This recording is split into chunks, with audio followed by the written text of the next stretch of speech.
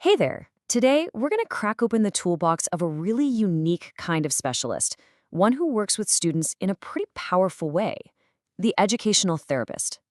Listen to this. I'm terrible at school stuff. I'm bad at reading. Those are the exact words of a 10-year-old student named Samantha on her very first day. And wow, that feeling of frustration, of failure, it's just all too common for so many kids who are struggling. For students like Samantha, the answer isn't always to just keep drilling the same material over and over. What if their real problem isn't just what they're learning, but how they're learning it in the first place? Okay, so let's dive right in and figure out what educational therapy actually is, and maybe just as important, what it isn't.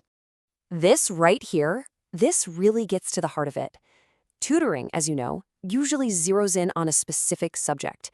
It's all about the what, like, let's get you better at algebra. But educational therapy, it's way broader.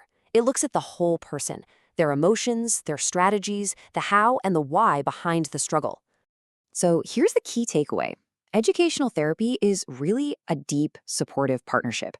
It's not just about grades. It's about building a trusting relationship and using proven strategies to look at all the pieces of the puzzle, social, emotional, and cognitive, that affect how a student learns.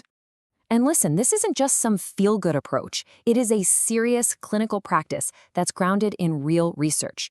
It's about using solid clinical judgment to understand the full picture of a learning challenge, bringing everyone, the student, the parents, the teachers, all together to create a plan for success. So what does this actually look like in a real session? Well, let's start with how something as simple as a game can be an incredibly powerful tool. So remember Samantha from the beginning? Well, her therapist didn't pull out a reading textbook on day one. Nope, the very first goal was to change that story Samantha was telling herself in her head. Before she could even think about tackling reading, she needed to believe that she was capable of thinking and succeeding. So the therapist used a very carefully chosen puzzle. And this wasn't just about having fun. The games in educational therapy are picked for super specific reasons. They're simple to learn, which immediately lowers anxiety. They require planning, which helps build those critical thinking skills, and they can be supported or scaffolded to make sure the student gets to feel that awesome power of success. And that was the breakthrough moment. For maybe the first time in a long, long time, Samantha felt that joy of solving a problem. That one single positive experience started to rewire her whole relationship with learning, building a new foundation of trust and confidence. All right, let's look at another super common challenge, impulsivity. And we'll see how educational therapy helps students develop one of the most important skills you can have, metacognition. So meet Kathy. She did everything at top speed. When she was working on a puzzle, she'd move the pieces around so fast, with no real plan, that she couldn't see the solution even when it was right there. Her mind was just moving way too quickly for her to think strategically. The intervention for her was so simple, it's almost deceptive, but it was incredibly powerful. It all came down to a single word. And here's how it worked. First, the therapist would just gently place her hands over Kathy's to physically stop that frantic movement. Then, she introduced a simple verbal cue, pause. And over time, Kathy learned to internalize this, to pause all on her own, to just stop, reflect, and plan her next move. That little pause, it created the space for a huge breakthrough. It wasn't just about solving a puzzle, it was about Kathy learning to control her own thought process. And that ability to step back, check your own work, and strategize, that's metacognition. And it's an absolute game changer for any learner. Okay, for our last example, we're going to tackle another huge hurdle for so many students, giving up the second things get hard. This is all about building mental stamina.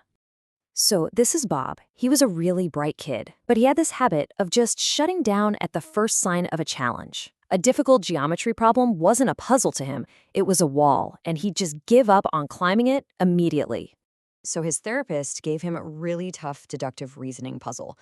It took Bob 35 minutes of intense struggle, but he solved it.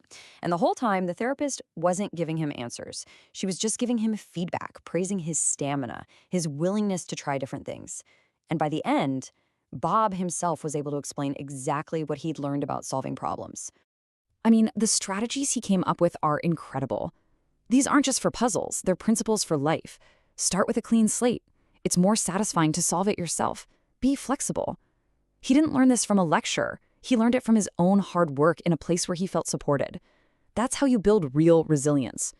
So when you put all these pieces together, when you look at these stories, you start to see that educational therapy is about something so much bigger than homework or test scores. Because really, the ultimate goal isn't just getting an A in geometry, is it? It's about helping a student see themselves as a capable, resourceful person who can take on challenges, both in school and in life, with real confidence and persistence. At the end of the day, it's all about developing a positive mindset, learning to push through when things get tough, finding some actual joy in learning, and gaining a true sense of empowerment. It's about transforming a student's entire relationship with learning itself. So, we'll leave you with this question to think about. For yourself, for your kids, for anyone you know who struggles, what could change if the focus shifted away from just learning more to learning how you learn best? Something to think about. Thanks for watching.